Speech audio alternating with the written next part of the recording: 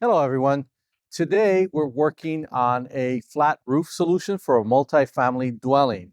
Now, because it's multifamily dwelling, we're limited in how we could use our catch-all because we have to allow for the tenants to have access.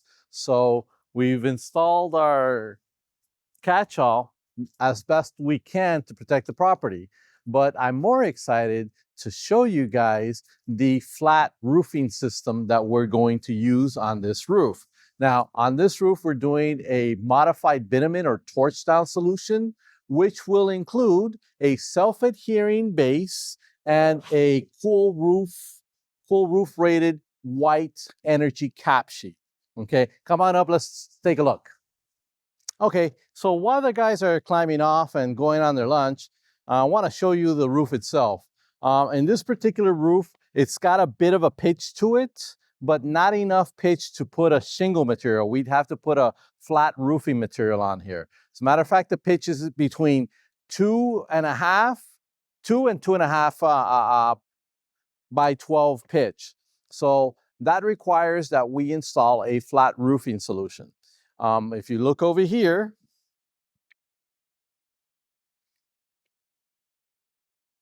it's a multi-floor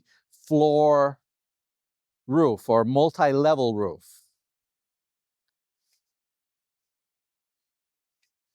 On this roof for the tear-off, we have an original cap sheet on top of old rock roof. And the old rock used to be applied with hot tar and ply system. So we're removing 2 layers. After we do that, we're going to run our chalk lines to make sure that we don't have any areas that are sunken in or where we're going to have problems with water ponding and puddling. So I'll show you that as we go along. But this flat roof system, again, is going to consist of a peel and stick base, which is self-sealing, self-adhering. Self-adhering means that it adheres to the roof deck. Self-sealing means that it seals itself around any penetration. And then we're going to take a modified bitumen, which is a torch down, and apply that on top. Along with pipe flashings, we're going to create any crickets that are necessary, and obviously put our drip metal and flashings as needed. So this is going to be a fun one. It's not, this system is pretty basic. It's not as much as your shingles, but the system will protect this roof for years to come. Okay, so I want to talk a little bit about the wood replacement on this project. As you could see, I have 2 different pieces of wood. Your standard 1x6, which we replaced along the field, and your shiplap. Notice that the shiplap, it is painted white. It's actually not paint, it's primer. So the shiplap is usually along the edge of the roof. And the reason why it's primed is because if you walk underneath, you look up and you could see this wood. So this is wood that's exposed. Whenever you have exposed wood, you want to make sure to primer it so that the wood won't get damaged and it doesn't call termites. So we use shiplap along the edge, and you could see here, if we walk with me,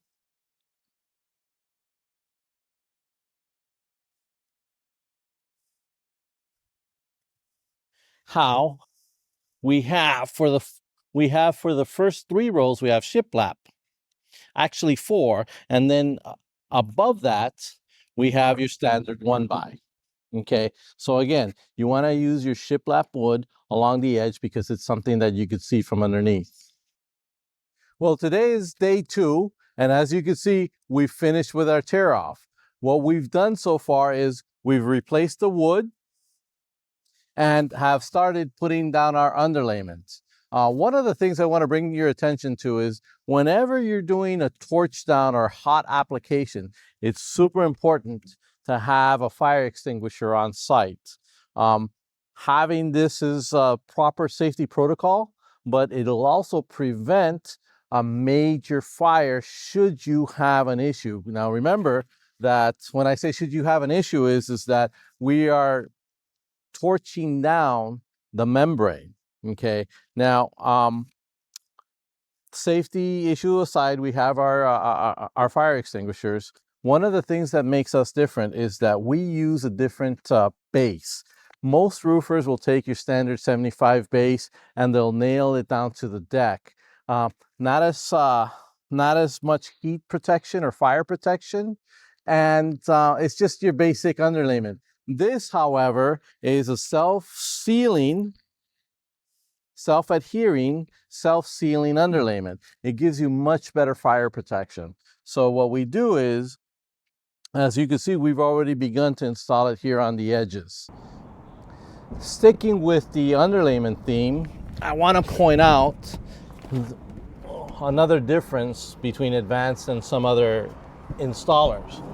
You will note that here along the wall, it has a Z-bar. So what we're doing is we're bringing our underlayment, our self-adhering underlayment, all the way up to that Z-bar, so that when we have any water coming in, hugging the wall, we have our underlayment to protect it and to prevent any leaks down here. So the next part of our system is the drip metal. Now I want to point out, when working on flat roofs, we use a 2x4 drip metal. We still stick with the 4 inches in the deck, and the reason we do that is because it's good practice to put your nails about 2 inches in. So whereas if you do have water coming in and it comes in underneath the material, it won't leak. Okay, and again, the gravel guard, which is traditionally used to be used for roofs that would use gravel or small rock, this kind of little thumb here would keep it from falling over. Now in this case, we're not using gravel, but what we're going to do is we're going to put our torch or our modified bitumen right up here.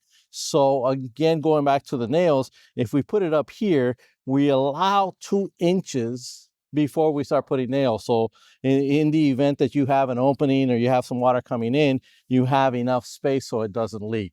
So your drip metal is installed like so, and then you want to put your nails again 2 inches apart. So another thing about the system is that you will note that we put the underlayment first, and then we put our drip metal down. So the idea is that we create what's called or recognized in our industry as a sandwich, because we're going to put our torch down material on top of the drip metal right below the gravel guard. So essentially we're creating what's called or recognized as a sandwich. As you can see, we've started laying down our base. In this, on this roof, we're using the Polyglass self-adhering, self-sealing base.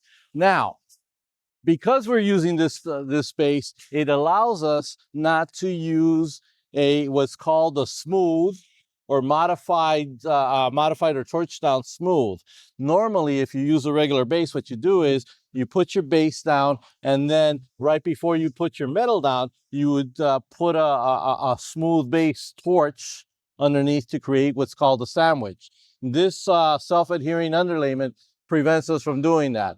But as you can see, we put a lot of nails on this particular drip metal, and we do it all around on all the metals to prevent the bowing effect. What's going to happen is that after we nail down the drip metal, we apply the asphalt primer. This asphalt primer will allow us to get good adhesion to the torch down cap that we're going to put on top. Now, normally you wouldn't see so many nails on, say, a standard shingle or tile installation. But remember, in this, since we're doing a torch down, we need to put enough fasteners on here so it doesn't bow up on us. And this is the example of us applying the primer to the drip metal. Okay, now I want you to also notice that we do the same to the flashings that cover the pipes. Again, we're very generous with the nail application to prevent bowing. metal expands and contracts with heat. And since this is, this meaning the system is a torch down system, what we want to do is we want to prevent it from blowing and making a bubble on our flat roof system. So once we apply the primer to make sure that we could adhere the torch down to it, we come across, so you could see that we've put caulking or Chemlink along the edge to make sure water doesn't come in. Here is an example of other pipe flashings. So as you can see, we started torching down our cap sheet. We're using the Polyfresko full roof white. So as you can see, it's really white. One of the features or one of the installation process that's super important is that when you torch this down, that you have a bleed along the edges. Okay. Now a lot of roofers won't do the bleed, and they'll say, hey, it doesn't get up anyway, but you always want to have that bleed along your edges. Now, if you want to go the extra step, what you do is once you're finished, you come back and put a white coating on top of it so that you have a smooth white application. But the bleed is an important part of the application. So as you can see, we finished the torch down application. As a matter of fact, we had our city inspection earlier today and we passed. The reason why we're still here is that we have some details that we do that make us different from your other roofing contractors.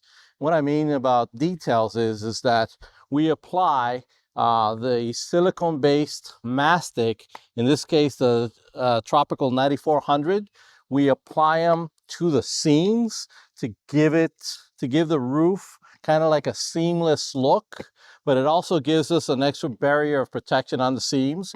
We also apply it to the pipe flashings on top of the caulking that we've already used to seal it. So we use a 9400 silicone-based mastic to get a good tight seal on it.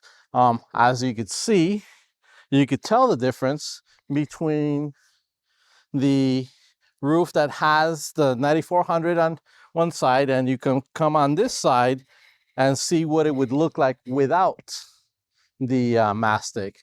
Now, you know, some people will say that they like the lines and so forth. We talked about bleed on the torch down. You always want to have a little bit of bleed so you don't have any water coming underneath your torch down.